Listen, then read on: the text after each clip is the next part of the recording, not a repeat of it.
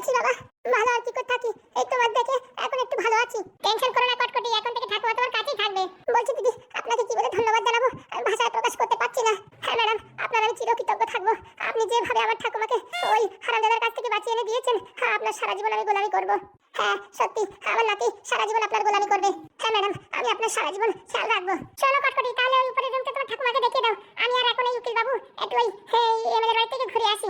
আচ্ছা ম্যাডাম, তাড়াতাড়ি আসবেন। হ্যাঁ, বাড়িতে নিমন্ত্রণ খেতে যাচ্ছি না, শুনেছি শরীরটা খারাপ, তাই ঝপ করে একটু দেখে চলে আসবো। আচ্ছা, ফলটা নিতে ভুলবেন না। না না, 2 ব্যাগ ফল নেবো, লোকজনকে দেখাতে হবে না। একদম। তাহলে তোমরা উপরে যাও, আমরা দেখি ওই একটু দেখা করে আসি। আচ্ছা।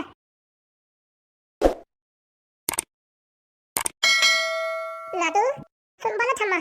বলছি কি, এই বাড়ি যা দেখছি জাকজমক করে বানিয়েছে, কত টাকার সম্পত্তি হবে? তা প্রায় 4-5 কোটি টাকার সম্পত্তি হবে। এই সব আমার চাই, সব চাই মানে এই বিষয় সম্পত্তি সব আমি ভোগ করতে চাই।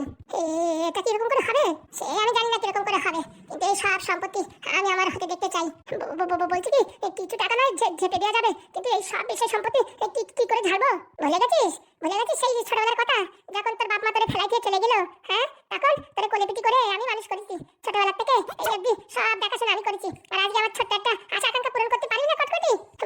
বলছি কি, ছোট্ট আশা তো পূরণ করতে পারবোই, কিন্তু এত বিশেষ সম্পত্তি কি করে আমি তোমার নামে করে দেবো? বুদ্ধি লাগা বুদ্ধি। বলছি কি, যে মানুষটা আপনার উপর বিশ্বাস করে, আমার উপর বিশ্বাস করে আপনাকে ওই হারামজাদাদের হাত থেকে রক্ষা করলো, আমাদের এখানে থাকার বাসস্থান দিল, সবকিছু দিল, তার এত বড় ক্ষতি করবো? বাবা, তুই তো দেখি বড় সতী সাবিত্রী হয়ে গেছিস। না মানে ঠাকুমা, বলছি কি, অল্প কিছু নিয়ে বিদায় নিলে হয় না? আমাদের দুইজনের মানুষের আর কত টাকার দরকার? এই নাদের বিশেষ সম্পত্তি অনেক কিছু বিক্রি করে নিয়ে আমরা এখান থেকে পকার পার হয়ে গেলে হয় না? সব দরকার আমার, সব সম্পত্তি দরকার। সব সম্পত্তি? হ্যাঁ, তুই পারবি না? হ্যাঁ, তোর এই ঠাকুমার জন্য তুই কাজটা করতে পারবি না? ছোটবেলা থেকে এত কষ্ট করে মানুষ করেছি, আর আমার ছোট্ট একটা আশা আকাঙ্ক্ষা পূরণ করতে পারবি না? তো ছোট্ট আশা আকাঙ্ক্ষা তা কি? হ্যাঁ, এটা মনে কর গুরু দক্ষিণা। তোর আমি ছোটবেলা থেকে মানুষ করেছি, এত তোর মাথায় বুদ্ধি দিছি, ট্যালেন্ট দিছি, আর একটু তুই গুরু দক্ষিণা দিতে পারবি না? দেখছি কি করা যায়, দেখছি জানি না। এই সব কিছু আমি আমার হাতে দেখতে চাই। দেখবো খানে, দেখবো জানি না, যা বললাম তাই। মাসি, আপনাকে তো ঠিক চিনতে পারলাম না। নেন গরম গরম চা ধরেন। আমি হচ্ছে এই বাড়ির, মানে এই যে দেখলেন না একটু আগে ছিল নারকেল বেগম, তার আর কি একদম নিজের স্বামী। ও দাদা, আপনি ভালো আছেন তো? এই আর ভালো চলে যাচ্ছে। তো চা আপনি বানিয়েছেন? মোটামুটি এই বাড়ির রান্না বান্না সবকিছুর দায়িত্ব আমার হাতে। কই দেন দেখি কিরকম হয়েছে, খেয়ে বলছি। ধরেন। অসাধারণ অসাধারণ, এরকম চা আমার বয়সে আমি কোনোদিন খাইনি। কি বলছেন দিদি? হ্যাঁ ঠিকই বলছি, অনেক জায়গায় খেয়েছি, কিন্তু এরকম চা কোনোদিন খাইনি। অমৃত গো অমৃত। কি দিয়ে বানিয়েছেন? ওই আর সেমন কিছু না, একটু আদা দিয়েছি আর একটু গোলমরিচ আর ওই 2টো লবঙ্গ। বললে হবে না, আপনার তো জাদু আছে। আমি বড় বড় হোটেলে চাও খেয়ে দেখেছি, এরকম সুস্বাদু কোনোদিন পাইনি। কি বলছেন, সবকিছু ঠিকঠাক হয়েছে তো? একদম ঝাক্কাস, মানে নাম্বার 1। এই সবার প্রথমে শুনলাম আমার চা নাকি খুব ভালো হয়েছে। কেন, তোর গিন্নি কোনোদিন বলেনি? ওসব কথা ছেড়ে দিন, ওসব কথা বলে শুধু মনের কষ্ট দিয়ে কোনো লাভ নেই। বলছে কি, আপনি ফ্রেশ হয়ে নেন, আপনার জন্য আমি খাবার লাগাচ্ছি। না না, এখন খাবার খাবো না, এই চা খেলাম তো, এখন একটু সিনেমা করে রেস্ট করে তারপরে 2-3 দিকে খাবো দেখি।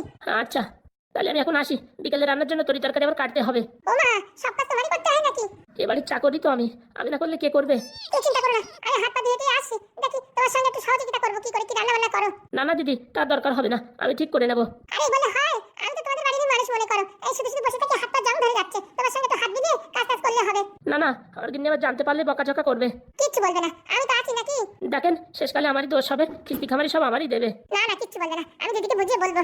ঠিক আছে, আপনি একটু রেস্ট করে নিন, পরে আসবেন, আমি এদিকে দেখি কাজকর্ম গোছাই। আচ্ছা, তোমার মতো মানুষ হয় না গো, এত সুন্দর চা বানিয়েছো, আমি তো ভাবতেই পারছি না। আবার কিনে আনোনি তো চা? না দিদি, আমি নিজের হাতে বানিয়েছি। খুব ভালো খুব ভালো। লেবু ছিল না, এরপর যদি একটু লেবু দিতাম না আর একটু বিট লবণ, ও বাবা সেই অসাধারণ হতো। এমনি যা হয়েছে তাই আমি মুগ্ধ। আচ্ছা, তাহলে আপনি রেস্ট করেন, আমি দেখি সব গোছগাছ করি।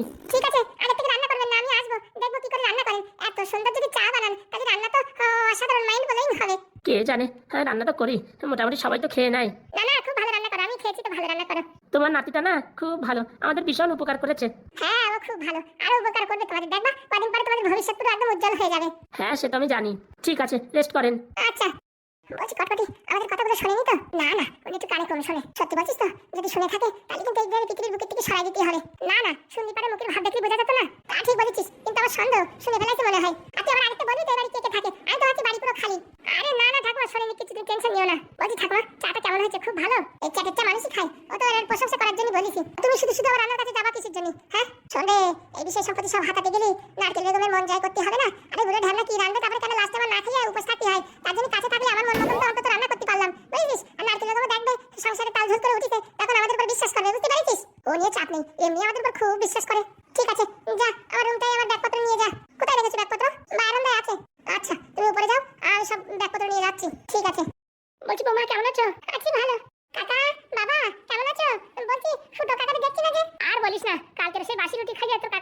পায়খানা হয়েছে, 5 মিনিট পর পর সে দৌড়চ্ছে। কি বলছেন? পাতলা পায়খানা হয়েছে? আর বৌমা তোমার সামনে আর কি বলবো, সে বিদেশি ব্যাপার। বলছি পায়েল, বৌমা কেমন আছো? ভালো আছি। বলছি মা, আজকে কোনো কষ্ট হয়নি তো? না না, কিসের কষ্ট, আপনার ছেলে যে আমারে ওই হেলিকপ্টারে করে আনিছে। কি বলছো পায়েল? আর সবাই প্রণাম করো, সবাই আমার প্রণাম নেবেন। আচ্ছা মা। ভুটে নমস্কার দিতে পারলাম না, মাঝে একটু ব্যথা পাইছি তো, হেলিকপ্টারে একটু ঝাটকা লাগিয়েছে তো, তাই মাঝে একটু খোট লাগার মতন হয়েছে, তাই একটু ভুটে নমস্কার দিতে পারলাম না, মানিয়ে গুছিয়ে নেবেন। আরে বাবা, তুমি হচ্ছে আমাদের নিজেদের মেয়ের মতন, তোমার সাথে আমরা কি কোনো খারাপ ব্যবহার করবো নাকি? বলছি কাকা, আগে থেকে বলে দিচ্ছি, আমি কালকে সকালে কিন্তু আমার বাপের বাড়ি যাবো। ও মা, এই কি কথা, আসতে পারলে না? কালকে সকালে বাপের বাড়ি যাবো মানে? আমার বান্ধবীর বিয়ে, ওখানে না গেলে হবে না। বান্ধবীর বিয়ে? কোন বান্ধবী? বলছি মা, আজকেই তো সবে মাত্র আসলে, 2-4 দিন থাকার পরে যেতে। না না, বান্ধবীর বিয়ে, সেখানে আমার থাকতেই হবে, ওর জন্যই আসা। বলছি 2 দিন পরে গেলে হতো না? বিয়ের তো এখন 1 সপ্তাহ আছে।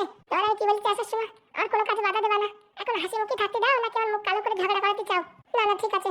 বলছি কি, কোন রুমই খাবো? এই লাগেজগুলো মাথা যে যন্ত্রণা করে যাচ্ছে, তখন থেকে মাথার উপরে এরকম ধরে রয়েছি। আরে বাবা, নতুন করে কি বলতে হবে? আমার রুমে রাখবে যা, সেটা তো সেই সময় বললি হতো, এতক্ষণ দাঁড়িয়ে থাকা খালি খালি না। যা যা, সাবধানে রাখিস। হ্যাঁ, ওর ভিতরে আমার চুরি চুরি আছে, কাঠের জিনিস আছে, ভেঙে যাবে কিন্তু ঠাকুরপো, ভালো করে রেখো। ও নিয়ে আমাদের টেনশন করবে না, এর আগে কুলির ব্যবসা অনেক করেছি, কোনোদিন কারোর কোনো ক্ষয়ক্ষতি হয়নি, আর তোমার কি ক্ষয়ক্ষতি হবে? আচ্ছা, ঠিক করে রাখো। বলছি চলো, হাত পা ধুয়ে নি, খাওয়া দাওয়া করে নিলেই হবে। কি হচ্ছে বৌমা, মুখটা কালো করে দিলে যে? বলছি বাবা, আমার একটা বিশেষ সন্দেহ। সন্দেহ মানে? বলছি আপনার ছেলে মাসে কত টাকা ইনকাম করে? কেন, আপাতত তো 90,000 টাকা করে পাচ্ছে, আর 2-4 মাস গেলে তো ওই 3 লাখ টাকা করে বেতন হবে। বিয়ের পরে আর কিছু কিনে দিচ্ছে বলো? পাদু, কি কথা শুনছি? না বাবা, আর কি ভাবছিলাম এই মাসে টাকা পালে কিছু একটা কিনে দেবো, এই দিনাটাই তো কম না, এদিক ওদিক বিয়ের পরে সেরকম কিছু একটা ছিল না। যখন আমি বলি তখন এই কথা বলে। কাজটা কিন্তু ভাইবা ভালো করিসনি। হ্যাঁ, আমি না ইনকাম করি না, আমার বউরি না আমি কিনে দিতে পারি না, কিন্তু তুই তো মোটা অঙ্কের টাকা ইনকাম করিস। হ্যাঁ, বৌমার একটা কানেক্টা কুনেক্টা তো কিনে দিতে পারতিস নাকি? একদম ভালো করিসনি পাদু। আচ্ছা বাবা, এই মাসের পেমেন্ট ঢুকলি কিনে দেবো। এর যেন কোনো ভুল না হয় মনে রাখিস। হ্যাঁ, বৌমা এত একটা কথা বললো, তোর তো বোঝা উচিত নাকি? আর বলবেন না বাবা। হ্যাঁ, কতদিন থেকে বলছি কিছু একটা কিনে দাও, কিচ্ছু কিনে দেয় না, ভীষণ কিপটে। আরে পাইল, ওইসব কথা বলি না, বলছি তো এইবার টাকাটা ঢুকলে বাড়ি কিনে দেবো। দেখো, সবার সামনে বললে কিন্তু পরে কিন্তু আর পাল্টেবাজি মারবা না। না না, বলছি বৌমা, ওইসব কথা পরে হবে, হাত পা ধুয়ে আসো, তোমাদের জন্য ভালো মন্দ রান্না করে রেখেছি, তাড়াতাড়ি খাওয়া দাওয়া করে নাও, তারপরে ওইসব কথা এক জায়গায় বসে শোনা যাবে। বলছি কাকি, কি রান্না করেছো? হ্যাঁ, স্পেশাল বলা যাবে না, হাত পা ধুয়ে আসো, টেবিলে বসে জানতে পারবা। আচ্ছা ঠিক আছে, খুব খিদে লেগেছে, তাড়াতাড়ি আসছি। আচ্ছা, যাই দেখি ভাত টাত গোছাই। কি হলো হাবুদা, এরকম রেগে আছো কেন? রাখবে না, ছেলেটা কি কাজ করলো? আরে বাবা, ওরা তো অনেক দিন আগেই ছিল, আমরাই তো কম টাকা নিয়েছি নাকি? তবু নতুন বিয়ে হয়েছে, বৌমার কিছু কিনে দিতে হয় না, সে বুদ্ধি নাই নাকি? ওরা কি এখন বাপ হয়ে সবকিছু বুঝিয়ে দেবো নাকি? আরে বাবা, টেনশন করো না, ও নতুন নতুন বিয়ে তো অনেক কিছুই হয়, আমি তো আর বৌদি আজ পর্যন্ত কিচ্ছু কিনে দিইনি। আরে বাবা, তোর কথা আমার কথা আলাদা, এখন আমি যদি বিয়ে করি আমার বৌদিকে আমি ঠিকঠাক জিনিসপত্র কিনে দিতে পারবো? কেন, এখন আবার বিয়ে করবে নাকি? আরে ওইসব কথা ছাড় তো, বলছি কি, বৌমার সাথে কিন্তু কাজটা ভালো করেনি পাদু। আরে তুমি অনেক টেনশন করলে সব ঠিক হয়ে যাবে, বলি তো এই মাসে টাকা ঢুকলি কিনে দেবে। ছি ছি ছি, বৌমা হয়ে শ্বশুর দিয়ে এরকম একটা কথা বললো, আর একটা লজ্জা লাগছে। আরে এসব ছাড়ো, ওইসব মাথায় নিয়ে না, শুধু শুধু সব ঠিক হয়ে যাবে। বলছি ফুটোর কি অবস্থা? বলছি তুমি তো মিথ্যা কথা বলে কাটাই দিলে, কিন্তু পাদু তো দেখলেই বুঝতে পারবে। কোথায় আছে ফুটো? ওই তো, ওই ঘরে চুপচাপ করে বসে আছে। শোন, এই পাদু আগে খাওয়া দাওয়া করে নিক, তারপরে যেন ব্যাপারটা জানে। আগে তো জানতে পারলি কেন আবার আগে খাওয়া দাওয়া করলো না, মন মানসিকতা কেন খারাপ হয়ে গেল। তা ঠিক বলিস। চল দেখি ফুটোর দাঁত থেকে একবার ঘুরে আসি। না না, ওখানে যাওয়ার দরকার নেই, যদি পারি পাদু হয়তো সন্দেহ করবে। ঠিক আছে। বলছি যা গরম পড়েছে, চল একটু বাইরে যাই দাঁড়াই। চল। বলছি বাবা, কিট্টু, এটাই তো ফুটোদের বাড়ি নাকি? হ্যাঁ। বাড়িতে কেউ আছেন? মনে হয় সব ক্যাটা কম্বল মুড়ি দিয়ে স্টেশনে গেছে। কি ব্যাপার, আপনারা এখানে? ওরে শালা, এখনো যা দুধের দাঁত ভাঙেনি সে বেরোয় যাইছে। বলছি কি, তুই কি এবারে ঘাটটা ঘাটটা বিধাতা নাকি? কি হয়েছে সেটা খুলে বলুন। বলছি ফুটো নাকি জেলে, সে হাবিজাবি খবর কে দেয়? ও মা, কি বলো, গ্রামের সব লোক তো জানে যে ফুটো তো জেলে, ওই মহিলা কেসে নাকি জেলে গেছে। দেখেন, এসব উল্টোপাল্টা কথা বলবেন না, তারা এইসব হাবিজাবি করেছে সেসব আমরা জানি। কে করেছে সব জানা আমাদের, কে করেছে সময় আসলে সবাই জানতে পারবে। তো বলছি কি, তা ছাড়ার কোনো ব্যবস্থা হয়েছে? যদি ছাড়াতে না পারো তাহলে বলো, আমার মা একটু চেষ্টা করলে পারে না, একদম সন্ধ্যের ভিতরে বাড়ি এনে দেবে তোমাদের ফুটো কাকারে। অলরেডি ফুটো কাকা বাড়ি বাড়ি বাড়ি কি করে আসলো? আরে এসব ভুলভাল বলছি না, ভুলভাল না, সত্যি কথা বলো, কি দরকার? এই লাল, কার সাথে কথা বলিস? আরে দাদা, ভালো আছেন তো? আপনারা হঠাৎ করে এখানে? বলছি শুনলাম নাকি ফুটো জেলে, তাই একটু দেখা করতে আসলাম। এই ছেলে কি বলছে, ছেড়ে গেছে নাকি? হ্যাঁ, ছেড়ে গেছে। আর ফুটো জেলে এই কথা কে বললো? সারা গ্রাম সারা পাড়া সব থাই থাই করে গেছে এই ঘটনায়। ভালো কথা তো ছড়াবে না, খারাপ কথা ফালতু ফালতু ছড়াই দেয়। আর কে যে এই কাজ করেছে সে আমরা জানি, সময় মতো আসলে তারে তোর মতো প্যারেড দেওয়া হবে। ও সে আমারও জানা কে এই কাজ করেছে। কে করেছে বলেন দেখি? কে আবার করবে? নারকেল বেগম ছাড়া আর কে? একদম ঠিক, ওরে আমি ছাড়বো না, সুযোগ পাই না ভালো করে হামুদিস্তা দিয়ে ঘষে দেবো। তার সুযোগ পাবা না তোমরা, কদিন পরে শুনতেছি নাকি এমএলএ হয়ে যাবে। কোনোদিন হতে পারবে না, এরকম দুশ্চরিত্র মহিলা যদি এমএলএ হয় না, গ্রামগঞ্জে মানুষ আর কেউ বসবাস করতে পারবে না। একদম ঠিক কথা, আমিও তো এই কথা বলি, আমার কথা কেউ বিশ্বাস করে না। ওইসব কথা ছাড়েন, আমার বাড়ি এখন ছেলে বৌমা আইছে, কি কথা আছে তাড়াতাড়ি বলেন, বলে এখান থেকে বিদায় নেন, এখন আমাদের সময় নেই। ও বাবা, ছেলে বৌমা মানে ওই পাদু আইছে নাকি? হ্যাঁ।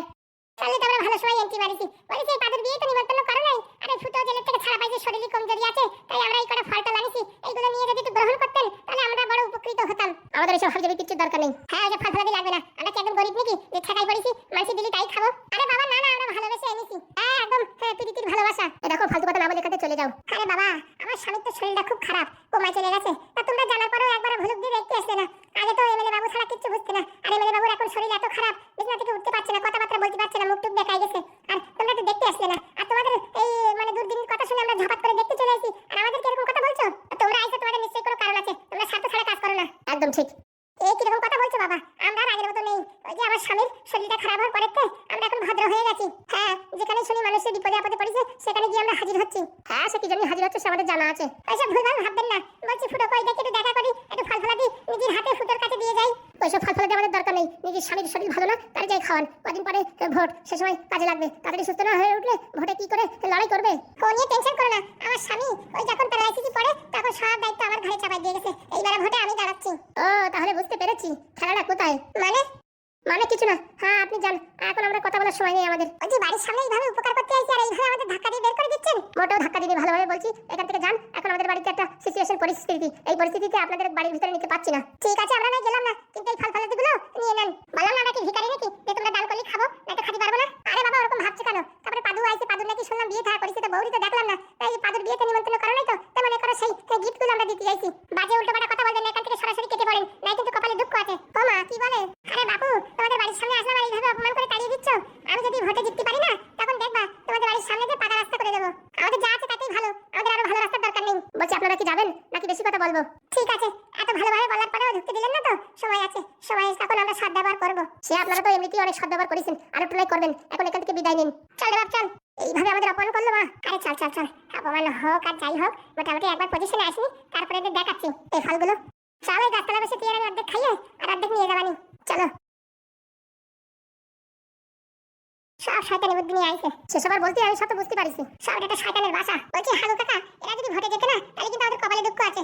কিছু একটা করতে হবে, পাদু আইছে তো কিছু একটা প্ল্যানিং করে এদের এই প্ল্যানিং সব নষ্ট করে দিতে হবে। পাদু দা আমার কয়দিনের ছুটি, এই কয়দিন থাকলে তো মোটামুটি এদের ভালো করে সাহিত্য করে দেওয়া যেত। আজকে রাত্রি ছোট্ট করে একটা মিটিং করতে হবে, এরা উঠে পড়ে আমাদের গ্রামের থেকে তাড়ানোর ব্যবস্থা করবে, বুঝতে পারছিস? আমাদের সেইভাবে সতর্ক হয়ে চলতে হবে। একদম ঠিক বলিস, পাদু দাঁড়াতে কথা বলা হয়নি। খাওয়া দাওয়া করে তারপরে সবাই মিলে একটা আলোচনা করলে হবে না, কি বলিস? একদম ঠিক বলিস। চল দেখি খিদে লেগেছে, খাওয়া দাওয়া করে নি। চলো।